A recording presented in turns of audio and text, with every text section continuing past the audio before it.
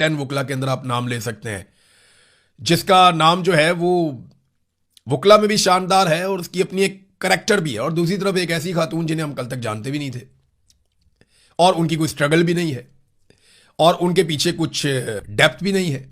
लेकिन आप गौर कर लें कि चल क्या रहा है। तो ये सलमान अकरम राजा साहब को ये चीज़ें बहुत जल्दी सीख लेनी चाहिए थी।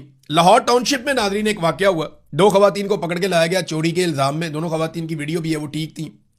फिर पता नहीं उनके साथ क्या हुआ, थाने में दोनों मर गई। और फिर पुलिस ने क्या किया कि भारी नफरी के साथ उनको उनके आबाई इलाके में पहुंचा के दफना दिया ज़बरदस्ती।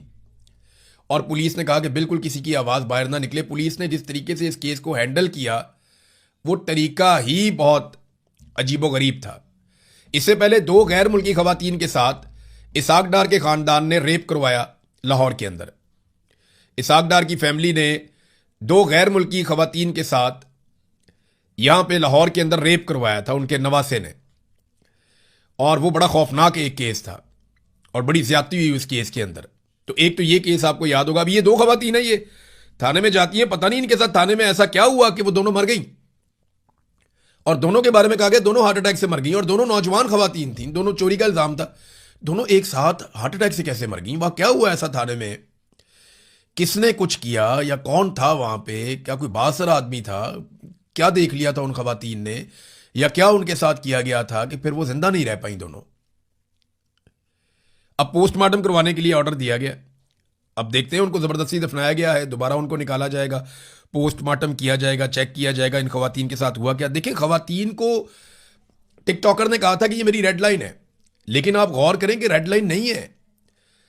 सूबाई वजीर इतलात जो है वो लगातार 9 महीनों से अदालत उसे बुला रही, 9 या 11 महीने हो गए अदालत उसको बुला रही है कि और आकर स्टेटमेंट दो फलक जावेद के खिलाफ, जो भी आपका केस है आकर पेश हो जाओ यहां पे।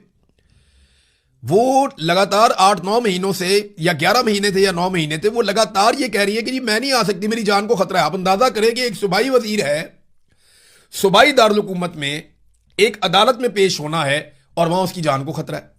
यही सूबाई वजीर सड़कों पे जो है वो गालम गलोच करती फिरती थी, कभी पुलिस को धक्के, कभी इधर लड़ाइयां, कभी उधर लड़ाइयां, तब तो जान को खतरा नहीं था। आज इक्तदार में है, आज खवातीन इनकी रेड लाइन है और जान को खतरा, एक अदालत में पेश नहीं हो सकती। आप अंदाजा करें आम खवातीन की क्या हालत होगी इस सूबे के अंदर, जब एक जो है प्रोविंशियल मिनिस्टर, जिसके बाद बहुत सिक्योरिटी होती है, जिसके बाद इक्तदार है, वो अपने आप जाली सही लेकिन है तो नहीं, इक्तदार तो है ना, जाली इक्तदार के बावजूद वो अदालत में पेश नहीं हो सकती कि मेरी जान को वहां पे खतरा है। अंदाजा करें आप, ये है रूल ऑफ लॉ, ये है सूरत हाल पंजाब के अंदर। और हम सारे ये होता हुआ देख रहे हैं। 2 खवातीन के साथ पहले क्या हुआ, 2 खवातीन के साथ अब क्या हुआ, लगातार ये वाकयात हो रहे हैं और ये बड़ी बदकिस्मती है। जरदारी को कायल कर दिया गया नादरीन, आसिफ अली जरदारी ने समरियों के ऊपर दस्तखत कर दिए, नए जजेस भी आ गए, सबको मुबारक हो। जमहूरियत जो है वो आगे बढ़ गई है, जो पेंडिंग मामला थे पहले वाले वो भी सारे हल हो गए हैं। तो जरदारी साहब को पैगाम पहुंचाया गया। क्या पैगाम पहुंचाया गया, ज्यादा देर छुपा नहीं रहेगा, अभी कुछ ना कुछ एक्टिविटी होगी, आपको पता चल जाएगा। अब तक के लिए इतना ही, अपना ख्याल रखिएगा, अपने चैनल का भी। अल्लाह हाफिज।